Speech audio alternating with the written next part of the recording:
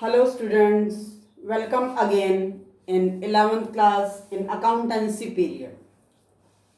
I hope you are well and healthy at your home and you are doing your work properly.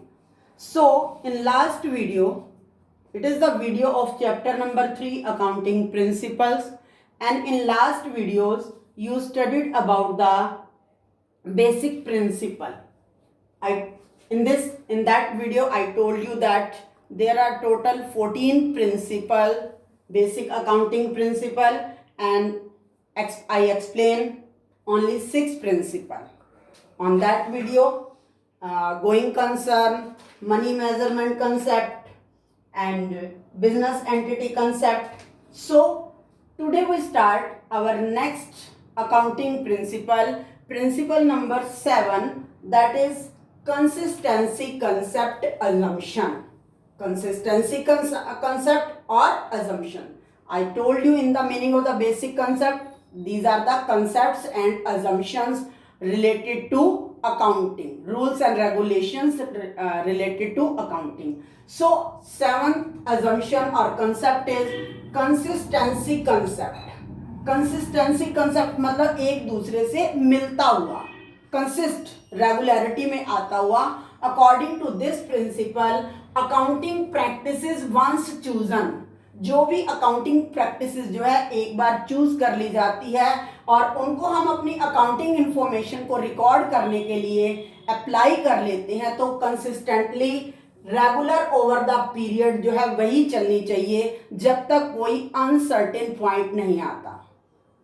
After that, क्योंकि अगर हम एक ही practice को follow करते रहेंगे तभी हम प्रीवियस ईयर के फाइनेंशियल स्टेटमेंट को कंपेयर कर पाएंगे. अगर हम ईयर टू ईयर जो है अपनी प्रैक्टिसेस को, अपना रूल को हम चेंज करते रहेंगे, अकाउंटिंग की रिकॉर्डिंग के रूल को चेंज करते रहेंगे, तो क्या होगा, उससे हमें रिजल्ट भी डिफरेंट मिलेगा. रिजल्ट डिफरेंट मिलेगा तो कंपेयर भी नहीं कर सकते. फॉर एग्जाम्पल डेप्रिसिएशन चार्ज करना है.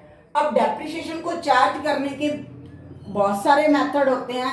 मेनली जो है 2 अप्लाई होते हैं, एक स्ट्रेट लाइन मेथड और एक रिटर्न डाउन वैल्यू मेथड. और मान लो हमने एक साल रिटर्न डाउन वैल्यू मेथड से डेप्रिसिएशन लगा लिया, नेक्स्ट ईयर हमने रिटर्न डाउन वैल्यू मेथड से लगा लिया, तो इससे क्या होगा, हमारा रिजल्ट चेंज हो जाएगा. एक साल हमने डेप्रिसिएशन स्ट्रेट लाइन से लगाया, दूसरे साल हमने रिटर्न डाउन वैल्यू मेथड से लगाया, तो हमारा जो फाइनेंशियल स्टेटमेंट का रिजल्ट होगा वो चेंज हो जाएगा और वो कंपेरेबल नहीं होगा.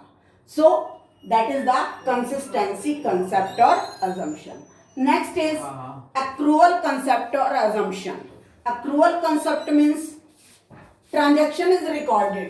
ट्रांजैक्शन को हमने कौन से टाइम पर रिकॉर्ड करना है, व्हेन इट टेक्स प्लेस. जब भी, जिस टाइम भी वो ट्रांजैक्शन हमारी ओके होगी, हम उसको रिकॉर्ड कर लेंगे. ये नहीं देखेंगे कि उसकी सेटलमेंट कब हुई.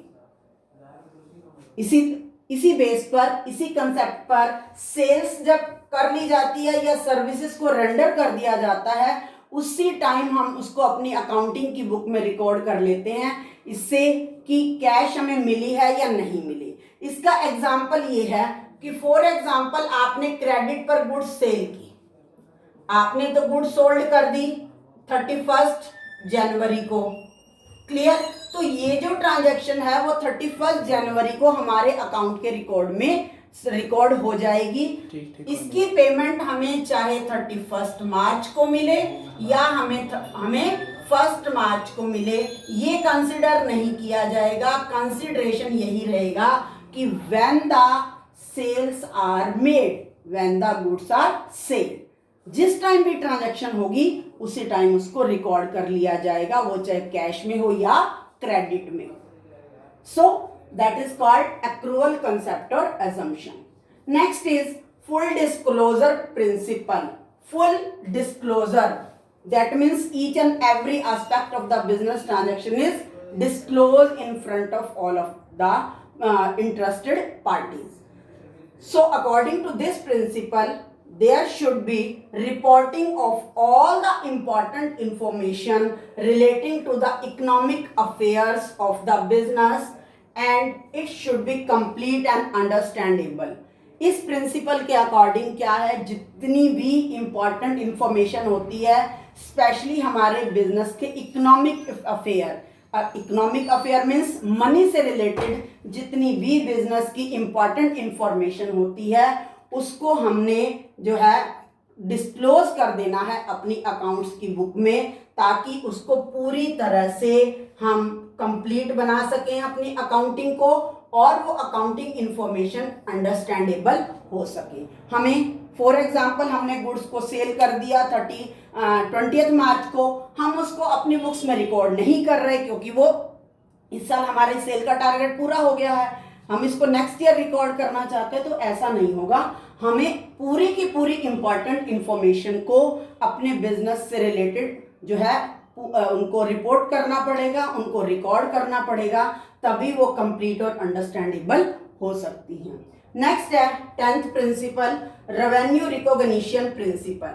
Revenue recognition principle is just same as accrual concept. Accrual concept की तरह ही है, जैसे मैंने बताया कि जिस टाइम सर्विसेज रेंडर कर दी जाएंगी, जिस समय भी ट्रांजैक्शन का प्लेस हो जाएगा, ट्रांजैक्शन हमारी डन हो जाएगी, उसके कैश हमें मिलेगी या कैश रिसीव नहीं होगी, it doesn't matter, we record in our book. Same position here, revenue recognition, that means revenue for a business transaction should be included in the accounting record। इसमें भी यही बताया गया है, जिस टाइम भी हमारी बिजनेस ट्रांजैक्शन को करके हमारी रेवेन्यू की पहचान हो जाती है, revenue means money received from the sale of goods and any other activities, that is called revenue recognition।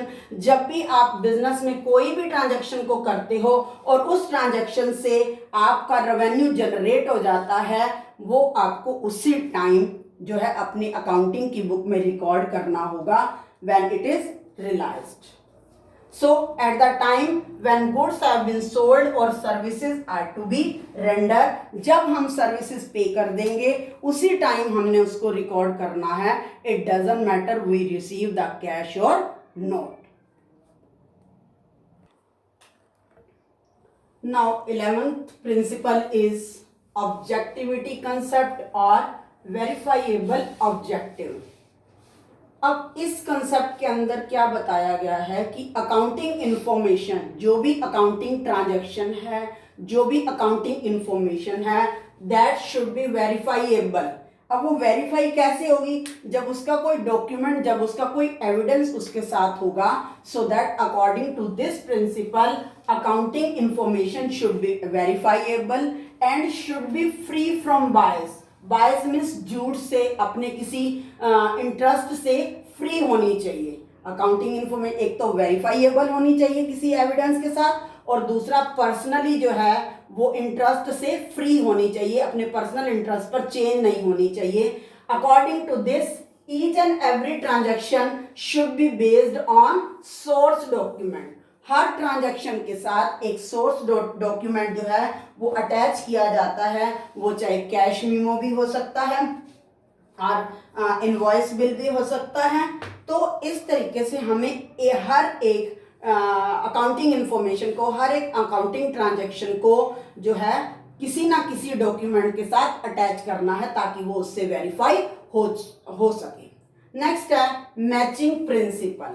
अब मैचिंग प्रिंसिपल मैचिंग प्रिंसिपल क्या है? मैचिंग प्रिंसिपल का मीनिंग है कि expenses incurred in accounting period, किसी भी एक अकाउंटिंग पीरियड के अंदर जब भी एक्सपेंसेस वो हो जाते हैं, शुड बी मैच, वो रेवेन्यू से मैच होने चाहिए। अभी हमने लास्ट जो है प्रिंसिपल में बताया कि रेवेन्यू रिकॉग्निशन प्रिंसिपल, तो ये उसी से बिलोंग करता है। जैसे हमने रेवेन्यू में बताया कि जब भी गुड्स ऑफ सेल हो जाएगी या सर्विसेज रेंडर हो जाएंगी, जैसे ही रेवेन्यू जनरेट हो जाएगा हम उसको रिकॉर्ड कर लेंगे। तो उसी से रिलेटेड जिस टाइम रेवेन्यू जनरेट होगा उससे रिलेटेड जितने भी एक्सपेंसेस होंगे वो उसी टाइम रिकॉर्ड कर लिए जाएंगे, उसके साथ मैच किए जाएंगे।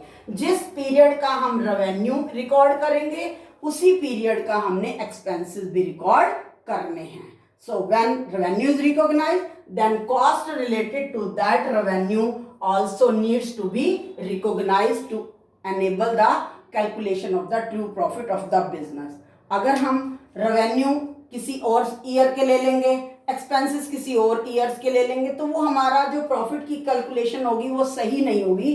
तो ट्रू प्रॉफिट को कैलकुलेट करने के लिए जिस अकाउंटिंग पीरियड की रेवेन्यू इंक्लूड करेंगे, सेम हमें उसके एक्सपेंसेस भी रिकॉर्ड करने होंगे. So that it is called matching principle. Revenue को एक्सपेंसेस के साथ मैच किया जाता है. Next and 13 principle is materiality principle. ये मटेरियलिटी प्रिंसिपल जो है वो हमारे फुल डिस्क्लोजर का बिल्कुल अपोजिट है. फुल डिस्क्लोजर में प्रिंसिपल में मैंने बताया कि जितनी भी अकाउंटिंग इंफॉर्मेशन होती है, इंपॉर्टेंट बिजनेस से रिलेटेड जितनी भी अकाउंटिंग इंफॉर्मेशन है वो सब डिस्क्लोज कर देनी चाहिए.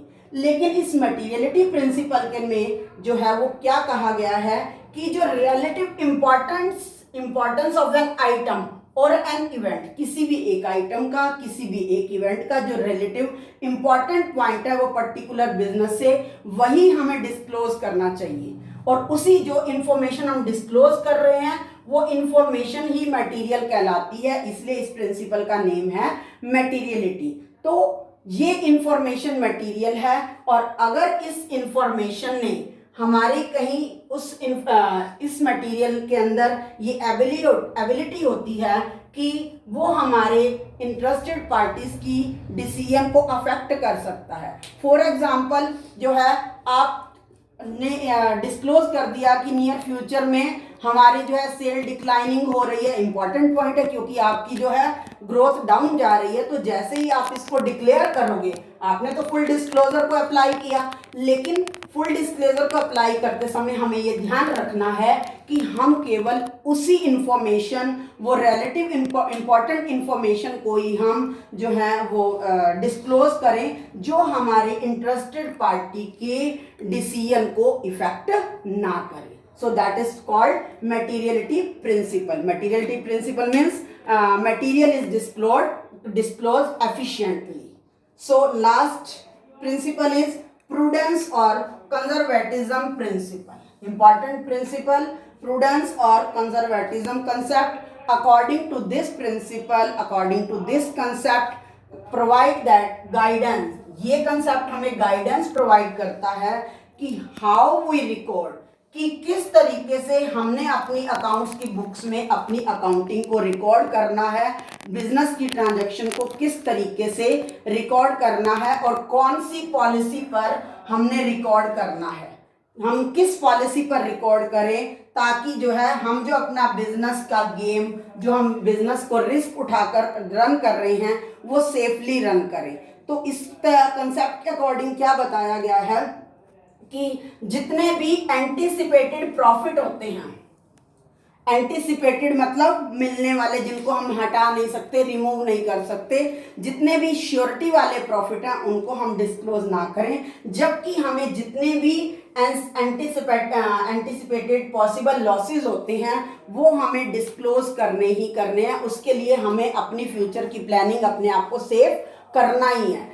प्लेइंग सेफ का मतलब क्या है कि जो हमें फ्यूचर में लग रहा है कि हमें लॉस होने वाला है, हमें पहले से ही दिखाई दे रहा है, तो हमें उस लॉस से रिलेटेड अपने आप को पहले ही सेव कर लेना है. उससे रिलेटेड हमें प्रोविजन या रिजर्व क्रिएट कर लेने हैं. लेकिन प्रॉफिट्स के बारे में ऐसा नहीं है. दैट्स वाई कि प्रॉफिट के बारे में तो आप श्योर होकर चलो, लेकिन अगर आपको लॉसेस की कहीं कोई डाउट हो रहा है तो कुछ आपके बारे में फाइनलाइज है कि लॉस होने वाले हैं, so you play safe, you keep the provision to anticipate that losses. That is called prudence or conservatism concept. These all are the 14 principles that are called theory based accounting or basic accounting concept. I hope you understand all these principles very effectively and you revise your work and stay home